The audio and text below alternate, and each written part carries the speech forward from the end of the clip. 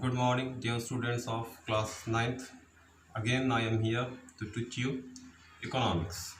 My dear students, in previous class, we have read farming activities of village Palampur. Which type of crops are grown by the farmers of village Palampur? How they use modern method of farming for more and more production, we have read in previous class. Today we will read important factors of farming, and the important factors are: the very first one is land, the second one is labor, the third one is capital. So let us come to the first factor, which is land. My dear students, land is the most important factor for farming, and in previous class you have seen that how farmers use land, how they use modern method of farming, how they use more and more chemical fertilizers for high yielding. So the now the question arises, will land sustain modern method of farming? Will land sustain modern method of farming means, will land be capable of maintaining its fertility? Will land be capable of replenish its all fertility? My dear students, continuous use of chemical fertilizers has led to the degradation of soil. Degradation of soil means what? Soil is losing its fertility continuously just because of continuous use of chemical fertilizers. To achieve the high level of production, farmers are forced to use more and more chemical fertilizers. The chemical fertilizers also kill the bacteria which are present in soil, uh, which will reduce the fertility of soil. Chemical fertilizers also pollute the groundwater. My dear students, continuous use of groundwater for tube well irrigation has reduced the groundwater level.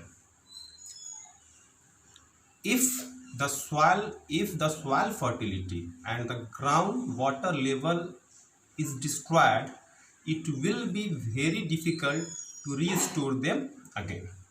So it was all about the positive aspects and negative aspects of modern method of farming. What are the consequences if you relate the modern method of farming to soil fertility? Now, the second topic we will read that how the land is distributed, how the land is distributed among the farmers of village Palampur. My dear students, as you know, land is the most important factor for farming activities.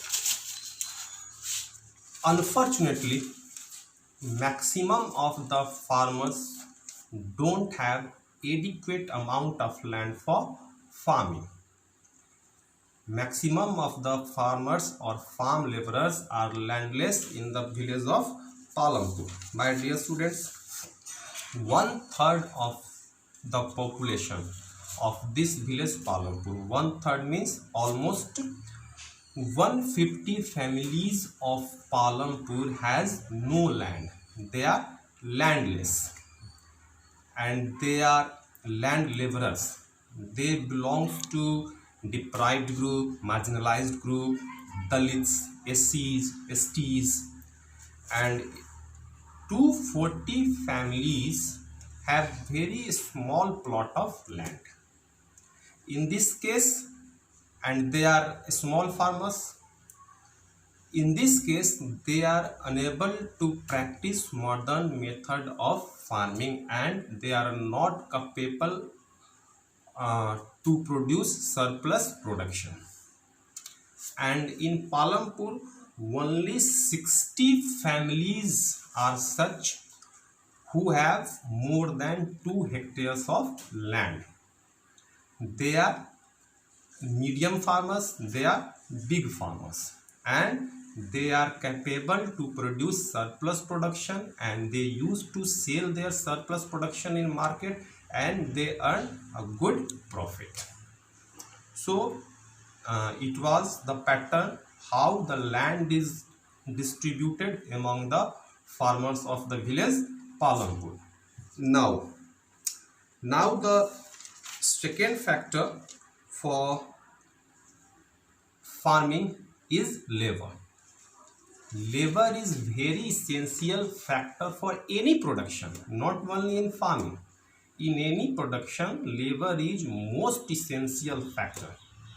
My dear students, marginal farmers or small farmers meet the need of laborers from their own families, from their own family members. They don't require to hire other farm laborers for farming activities. But if you talk about medium farmers, if you talk about big farmers, they have to hire farm laborers, and the hired farm laborers are from landless families.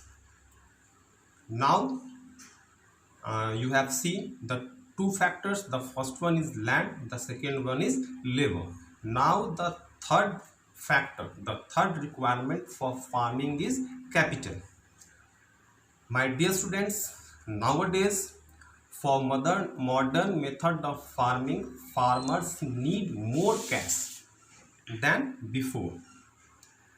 And you know that small farmers are not capable to produce surplus production so that they can earn more profit or benefit. In this case, they don't have saving.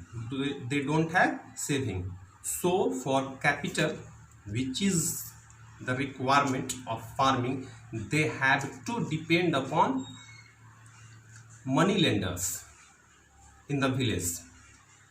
They are compelled to borrow money from money lenders or big farmers of the village, and in return they have to pay high rate of interest, and their condition is very miserable. But on the other hand, medium farmers and big farmers, as you have seen, they earn good profit, so they have saving, and they are prosperous enough to meet the need of capital during farming. So these all factors which are required in farming, we have read about this. In next class we will read how they used to sell surplus production in markets, in mandis, some non-farming activities like dairy, soaping, and what is the system of transportation in this village, we will read in next class. And I think only 2 or 3 topics are remaining in this chapter. In next class we will finish this chapter. Till then, bye, thank you.